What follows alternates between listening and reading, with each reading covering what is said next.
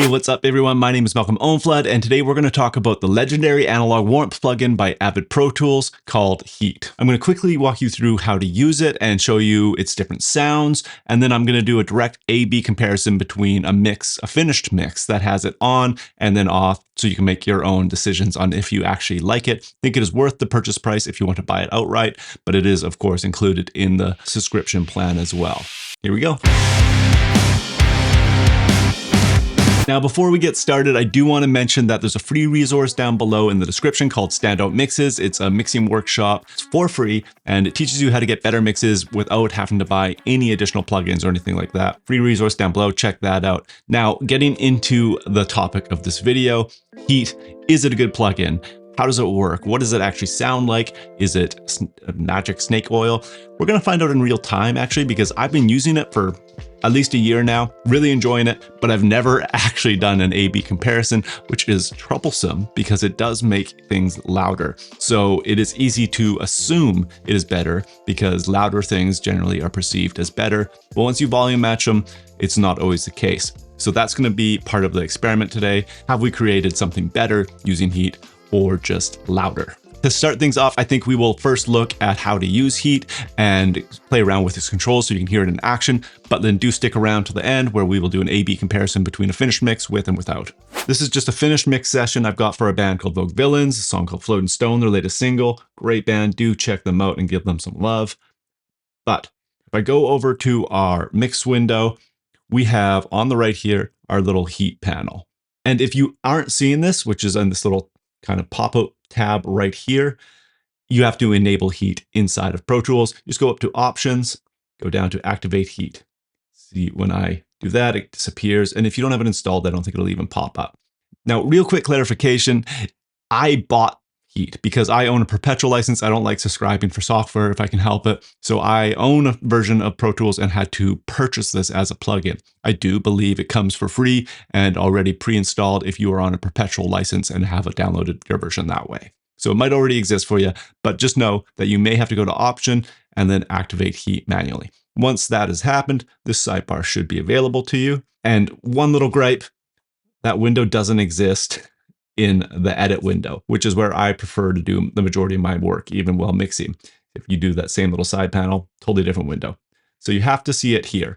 But once it's there, you should see our tracks have these little heat panels at the top here, where we can put them pre or post fader, and we can also bypass them individually as well, which is necessary in some circumstances. You might not like it on everything.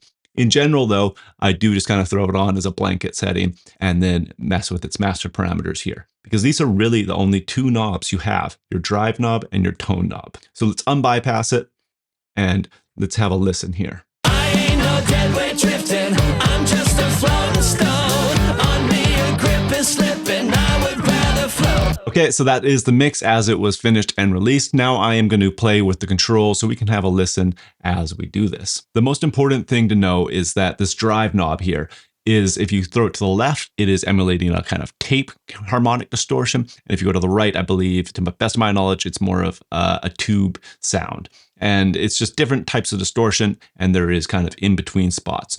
And I'll throw our tone up the middle for now and just play with the drive to start, and then I'll start messing with the tone. And the tone will work as you would expect, left being darker, right being brighter. And here we go, starting up the middle, which, by the way, does nothing. You should see some activity and color in yellow. I'm a little colorblind, so I think yellow, showing up in this little bar here if it is actually doing anything. I ain't no dead weight drifting, okay, going left.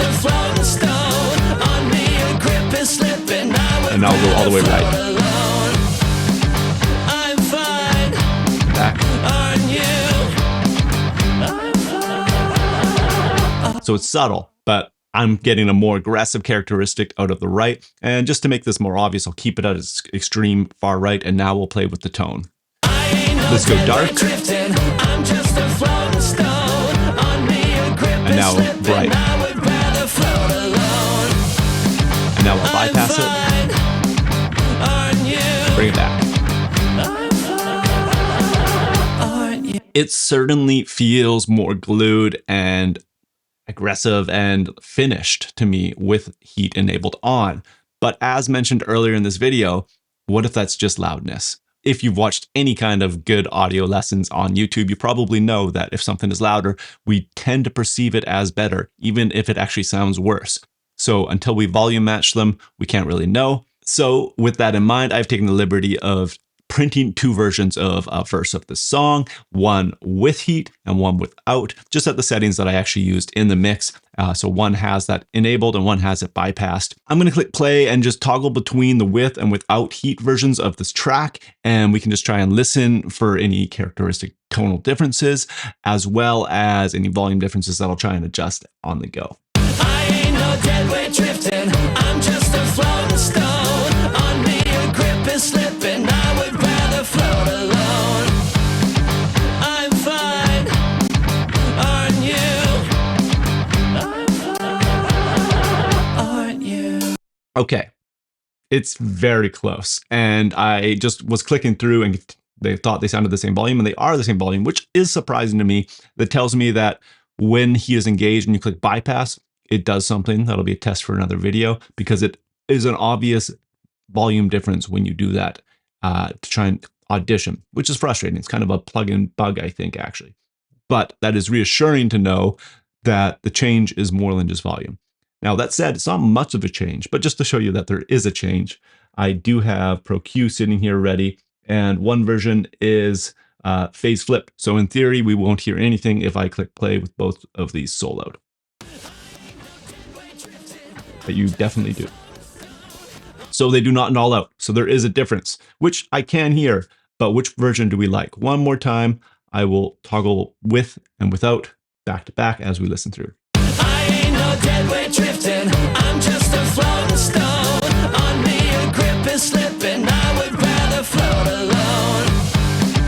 I'm fine, aren't you? I'm fine, aren't you?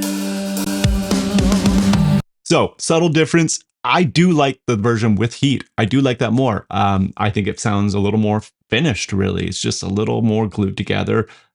And it's just kind of done. Is this the only way to have gotten there? Probably not. There's probably a much more affordable way than the heat plugin, which was kind of stupidly expensive, but I wanted it and I got it. I like that it integrates inside of Pro Tools, which is my DAW, of course. So I went for it.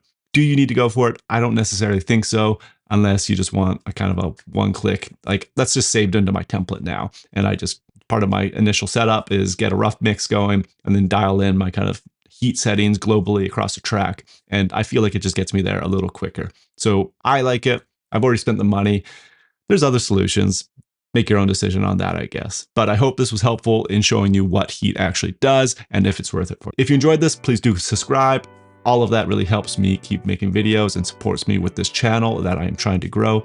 And if you want to get that free mixing workshop, Standout Mixes, don't forget to go click that down below. And last but not least, check out the podcast, the Self-Recording Band podcast, great online community, and we'd love to have you there. Take care. See you next week.